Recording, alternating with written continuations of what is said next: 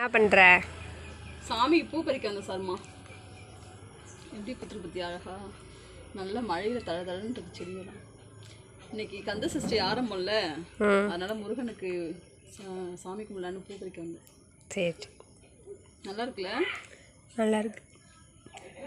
நல்லா தழைச்சிட்டு மழையில் நல்லா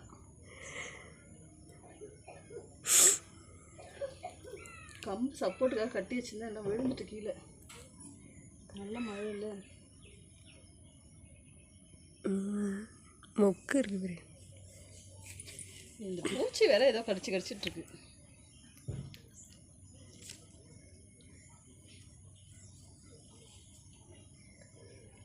இதுலேயும் இருக்கு போல வந்துட்டு.